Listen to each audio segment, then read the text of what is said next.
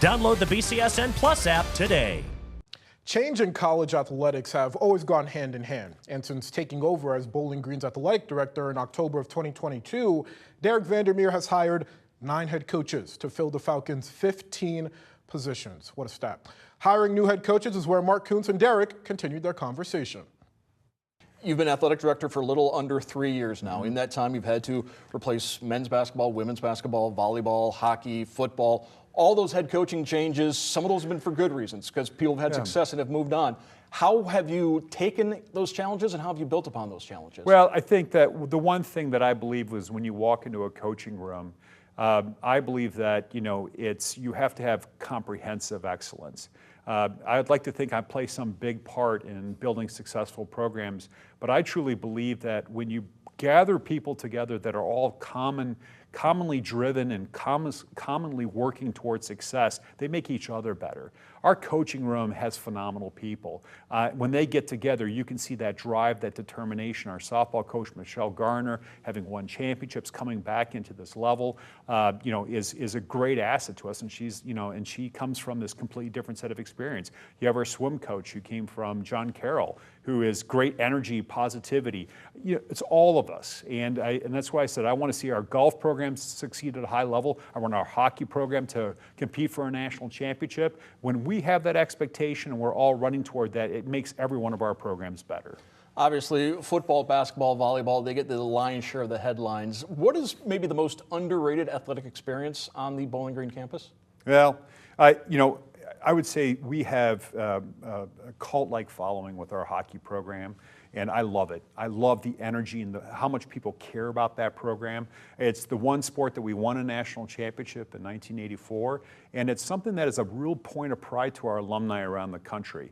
There may be many people that came to Bowling Green that probably may not have understood a lot about hockey, but when you step into Slater Family Ice Arena, what you're part of an immersive experience and a great experience in college hockey. And our fans come out, they're rabid about it, and I would say that if you come to our campus and you haven't experienced that, that's the one thing I'd encourage you to go and see, because you'll start to see what it's like to really have that great energy at Bowling Green. It's really built around the history and the legacy of that program. A lot of excitement around that program right now. You talk about embracing change. That's something Coach Williams has done, embracing changes to help bring in, at one point, the top-rated recruited class over the summer. Absolutely. At one point, we were rated #1.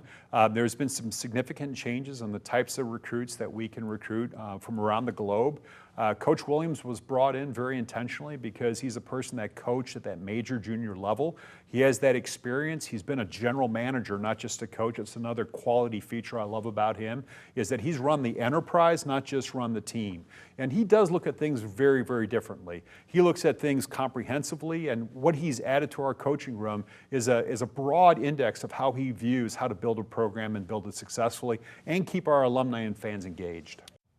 The head coaches, they've got to deal with things that when you were playing, they didn't have to deal with, and that becomes even more important to have that administrative experience for your coaches. Well, I would say even anymore at this level, we're not just hiring coaches, we're hiring CEOs.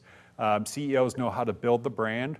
They know how to communicate the brand. They know how to influence people to want to be part of the program. They know how to get donors and alumni and fans to games. They're really concerned about the overall experience. I think that's one of the things that we talk about more often than not. How do we make sure our fans have a great experience and want to come back? How do we get alumni to want to come back to our campus? Having a team of individuals that are working religiously to try to build that brand around their programs is probably one of the greatest assets we've seen here in the last couple of years. What has been the feedback from those fans, from the alumni base, about these changes in college athletics? It's been positive. I think that one of the things that we've done is we're very passionate about surveying and getting feedback. Our fans are not afraid to tell us what we're doing wrong too, but we embrace that. We embrace that, I would call it criticism or sometimes opportunities for improvement, but either way you look at it, it's something that's trying to make us better and try to improve us. We want them to be valued. We want them to see themselves as the greatest asset to our growth, and the only way to do that is to elicit that feedback and then to make sure we're responsive to it and we make changes and we continue to improve as a program. What are some of those opportunities for improvement that you've embraced? Well, game day experience is everything.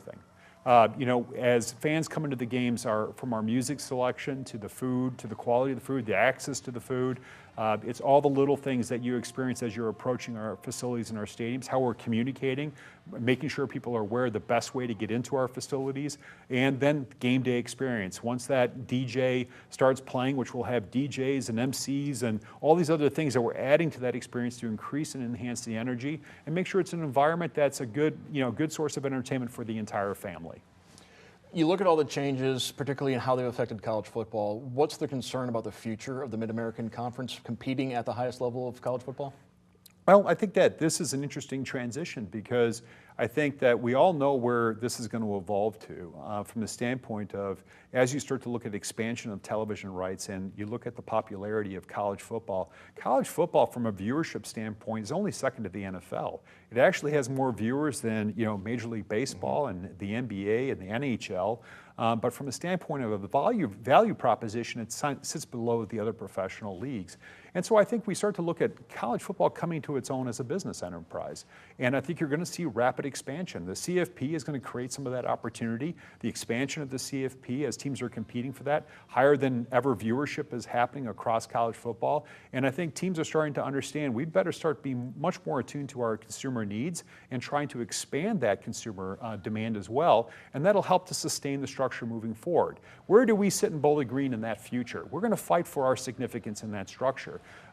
We sit with a lot of other Group of 6 schools that know that we're part of the historical composition of what is college football. We have played significant roles in that history.